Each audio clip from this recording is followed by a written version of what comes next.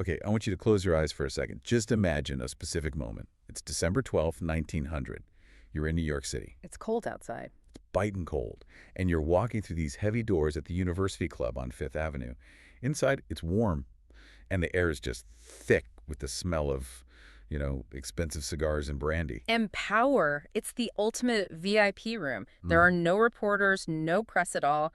Just 80 of the city's financial elite gathered for a private dinner. And right there at the head table, you have this perfect study in contrasts. Oh, yeah. On one side, you have Charles M. Schwab. He's young, energetic, president of Carnegie Steel. He's the new guy. And next to him, the Jupiter of Wall Street himself, J. Pierpont Morgan. Massive, jovial, but with those eyes. People said they could stare right through a balance sheet and into your soul. That one dinner party is, you could argue it's the very moment the 20th century economy was born. It's the catalyst. Absolutely. Yeah, exactly.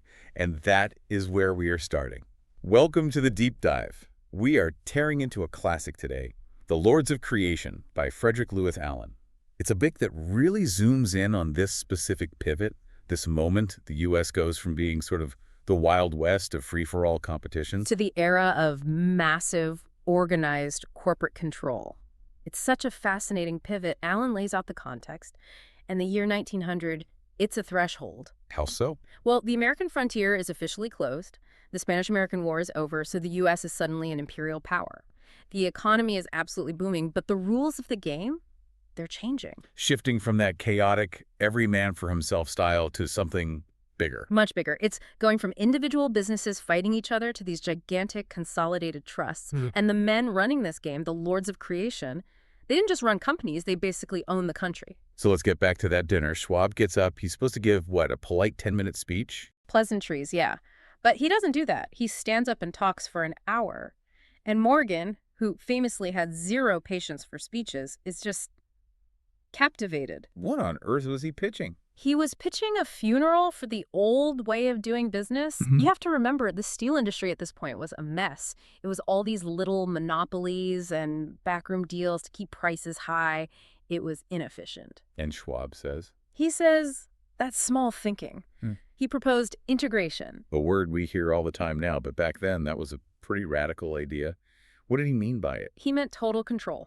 One single authority controlling the iron ore in the ground, the ships that carried it, the railroads, the furnaces, the mills, everything. The whole supply chain. The whole thing. He argued that if you get rid of all the middlemen, you achieve these massive economies of scale. Just about efficiency. Extreme efficiency. He said you could lower production costs so much that you could actually drop prices for consumers, pay workers more, and still make an absolute fortune just on sheer volume. That sounds incredibly modern. It is. Allen points out this was basically the Ford idea before Henry Ford was even famous for it. Mass production, low margin, high volume. And Morgan is listening and just realizing, this is it.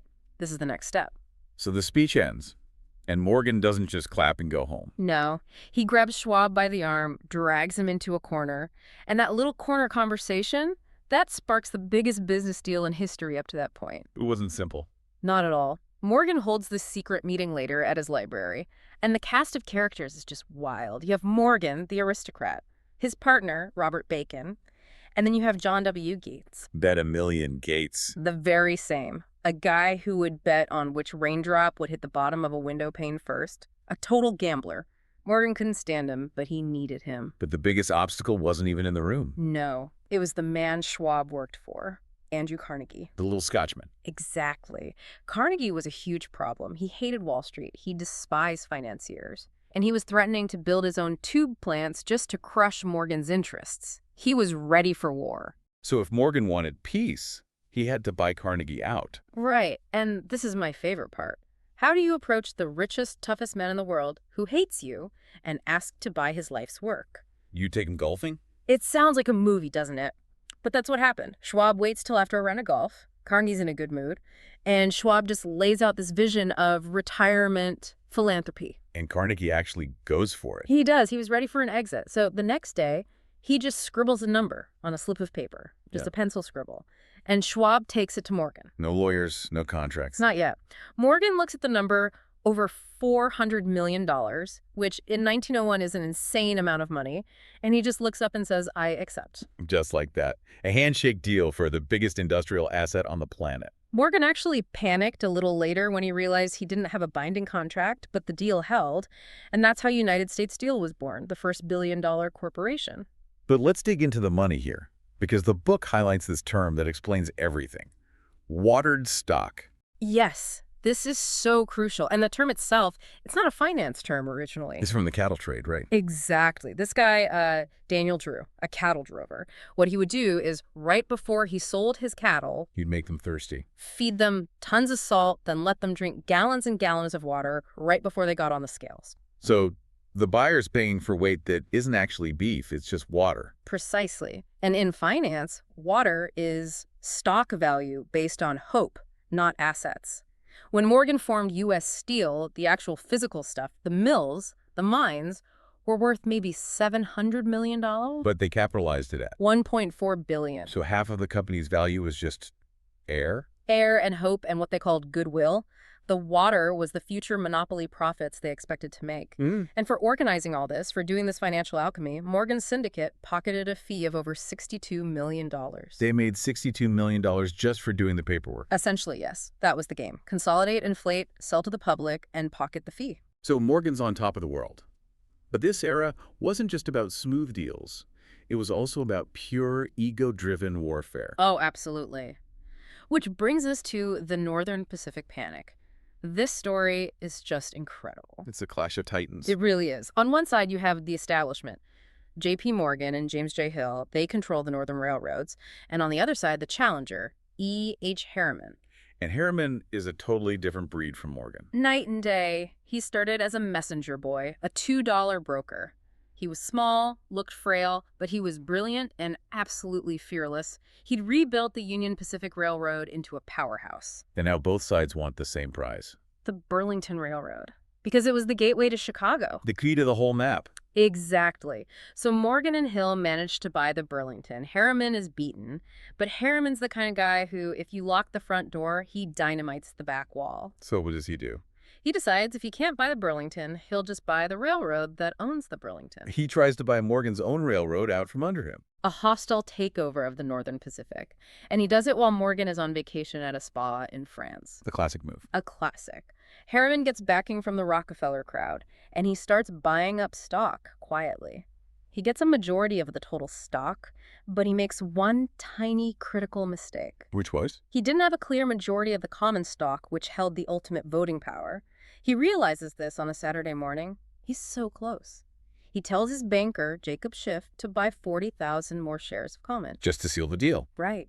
But Schiff was at the synagogue. He's a devout man, and he doesn't do business on the Sabbath, so he waits. And that one pause. That pause changed everything. Because by Monday, Morgan knows what's happening, and he's furious. He cables from France. I feel bound to protect it. He tells his people to buy 150,000 shares. Price is no object. So now you have two giants trying to buy up all the stock.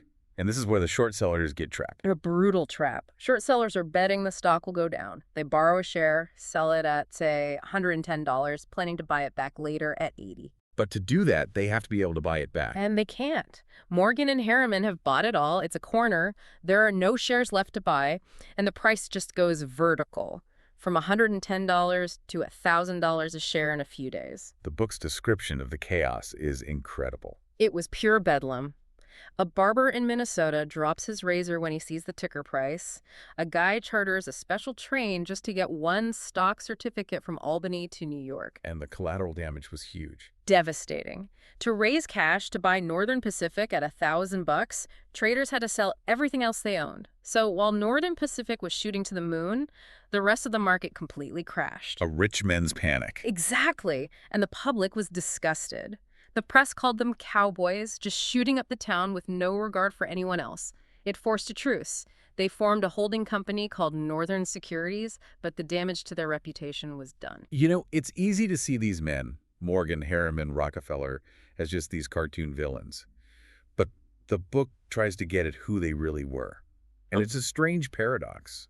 It is. I mean, only Morgan and Vanderbilt really started rich. The rest of them, Rockefeller, Harriman, Frick, they were self-made men. Rockefeller was a clerk. Harriman was an office boy. And the part that I just can't get my head around is the religion. Yeah. These were ruthless, ruthless men. And yet, they were incredibly pious. Deeply. It's jarring. Morgan was a lay delegate in the Episcopal Church. Rockefeller was a Baptist Sunday school superintendent who truly believed, God gave me my money. How do you do that? How do you crush a competitor on Saturday and teach Sunday school the next morning? Allen suggests they saw business as a completely separate sphere, like war. It had its own rules. Personal morality was one thing, but corporate morality was something else entirely. And there was the absentee ownership idea, too. Right. If you're Morgan in a Wall Street boardroom, you see ticker tape, you see numbers. You don't see the guys working 12-hour shifts in the steel mills. It creates this huge psychological distance. They also spent a fortune trying to buy culture, the art collecting. Oh, it was a frenzy. They were stripping Europe of its art, what Allen calls being scavengers of the Renaissance. They wanted the certified masterpieces of the past to give themselves some kind of legitimacy. There's that great image of Henry Clay Frick sitting on a Renaissance throne under this huge canopy. Reading the Saturday Evening Post. It's perfect. Mm. But the party couldn't last. They felt they were in total control, but the political winds were shifting. And the turning point was an assassin's bullet. September 1901, President McKinley, who was very pro-business, is shot and killed. And Theodore Roosevelt becomes president. And Wall Street is terrified. The Republican boss, Mark Hanna, famously said, "That damned cowboy is president now." But they thought they could manage him. They did. Big mistake. In 1902, Roosevelt drops a bombshell. He sues to dissolve the Northern Securities Company, that peace treaty trust Morgan and Harriman had built. And Morgan's reaction says it all. He goes to Washington and basically tells the president, if we've done anything wrong, send your man to my man and they can fix it up. Fix it up. Like it's just a misunderstanding between gentlemen. He can't even comprehend that the government is above him. But Roosevelt says no. The suit goes forward, the trust is broken up, and it shatters that illusion of them being untouchable. And then, just a year later, another panic hits. Yeah. 1903. But this one was different. This was indigestion. Financial indigestion, it all comes back to that watered stock. Yeah. They had issued so much stock, so much water, that the public just couldn't absorb it anymore. There were no buyers left. U.S. Steel Common, which was sold around $50, dropped to under $9. Ouch. A total wipeout for the little guy. It was a massive wake-up call. It showed that this era of just unchecked consolidation had real limits. The government was stepping in, and the public was getting wise. So as we wrap up this deep dive, what's the takeaway? This was an era of just incredible energy. These men built the industrial machine of the 20th century. They absolutely did. You can't deny that. They made the economy vastly more efficient. They built the machine that made America a superpower. But the cost was huge. They treated the whole country like their own private casino. It goes back to Schwab's speech at the dinner. They had the right idea about efficiency. But they used it to build private empires that threatened the whole system. And that brings us to the final question Allen leaves you with. And honestly, we're still wrestling with it today. Which is? How do you organize the incredible productivity of science and industry? How do you get that efficiency without destroying human liberty? How do you have the machine without becoming just a cog in it? Exactly. In 1900, the lords of creation thought they knew the answer. Let us run it. By 1903, the country was starting to have second thoughts, and that tension is really the story of the rest of the century. A fascinating look at the moment modern America was forged. Thanks for listening to The Deep Dive. A pleasure.